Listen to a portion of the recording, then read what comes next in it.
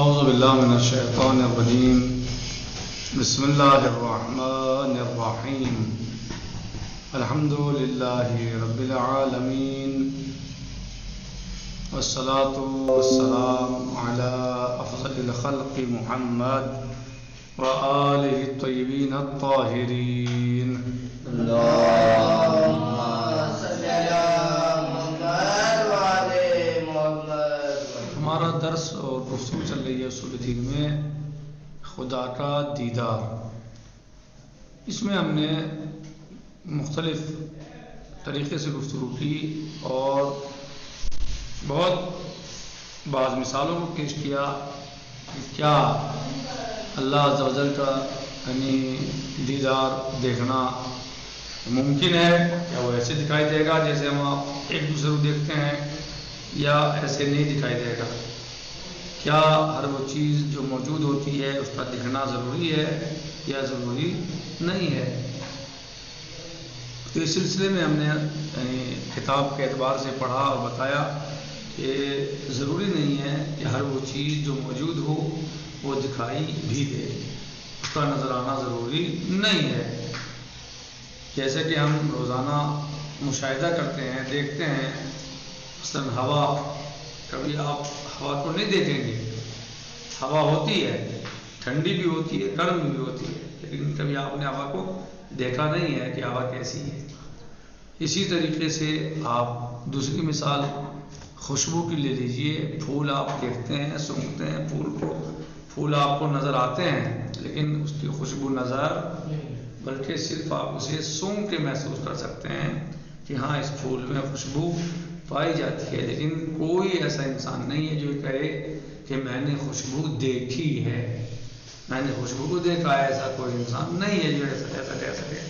نہ خوشبو کسی کو دکھائی دیتی، نہ خوشبو کسی کو دکھائی دیتی، نہ کوئی خوشبو کو دیکھ سکتا ہے، نہ خوشبو دکھائی دیتی ہے کسی کو، لیکن وہ خوشبو ہوتی ہے۔ اس کا مطلب یہ ہے کہ ضروری نہیں ہے جو چیز ہے وہ دکھائی ہی دے، لیکن کوئی ایسا نہیں کہتا کہ یہ کہے کہ خوشبو نہیں ہے مثلا، اور کوئی یہ نہیں کہہ سکتا ہے کہے کہ میں نے خوشبو کو دیکھا ہے۔ کوئی نہیں کہہ سکتا کہ میں نے خوشبو کو دیکھا ہے، لیکن ہوتی ہے۔ نمبر 3، انسان کے بدن میں روح موجود ہے۔ کیا کوئی روح کے وجود سے انکار کر سکتا ہے؟ ہاں، اگر کوئی یہ کہے کہ روح انسان کے بدن میں موجود نہیں ہے، جو بدن روح سے خالی ہوگا زندہ نہیں ہوگا، یعنی انسان کے بدن میں روح ہے، سب جانتے ہیں، کوئی اس سے انکار نہیں کر سکتا۔ ہاں، اتنا ضرور ہے کہ اگر انسان کے جسم میں روح نہ ہو تو انسان زندہ نہیں ہوگا، یعنی اگر انسان زندہ ہے تو اس کے جسم میں روح موجود ہے۔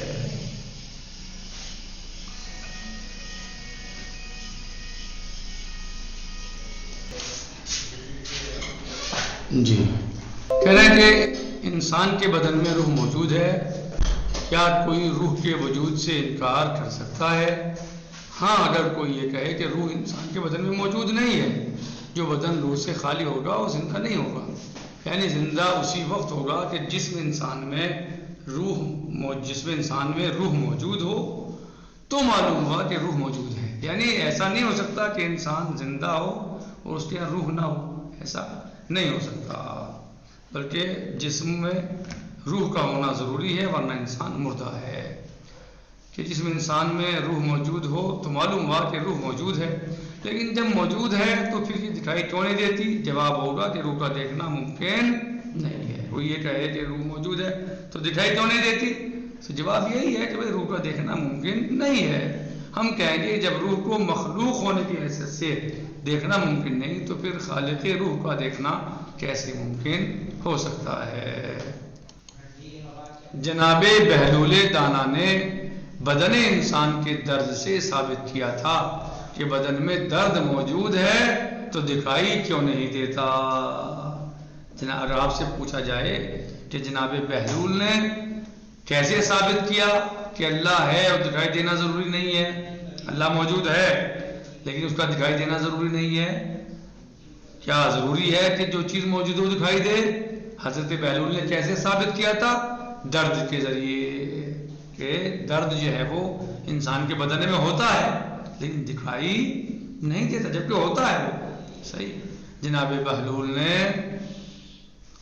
بدن انسان کے درد سے ثابت کیا تھا کہ بدن میں درد موجود ہے تو دکھائی کیوں نہیں دیتا، اور اپنے ایک چھوٹے اور مختصر سے عمل سے یہ ثابت کر دیا تھا کہ یہ کوئی ضروری نہیں کہ دنیا میں جتنی چیزیں موجود ہیں وہ تمام دکھائی دیں.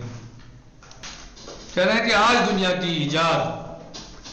ایجاد کردہ چیزوں میں بجلی ایک ایسی چیز ہے کہ جو موجود ہے، لائٹ ہے نہیں، لائٹ موجود ہے لیکن دکھائی نہیں دیتی اور اپنے سارے کام کرتی ہے. اگر کسی بھی فرد سے سوال کیا جائے کہ کیا بجلی کا وجود ہے تو ہر ایک جواب دے گا ہاں بجلی کا وجود ہے. ہم یہ کہیں گے جب بجلی کا وجود ہے تو دکھائی کیوں نہیں دیتی، تو اس کا جواب یہی ہوگا کہ بجلی کو دیکھا نہیں جا سکتا. پھر یہ کیسے جان لیں کہ بجلی موجود ہے؟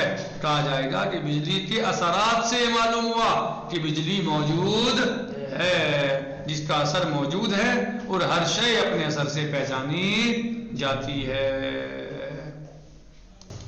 والحمدللہ رب العالمین، والسلام علیکم ورحمۃ اللہ تعالی وبرکاتہ. فی امان اللہ. خدا حافظ.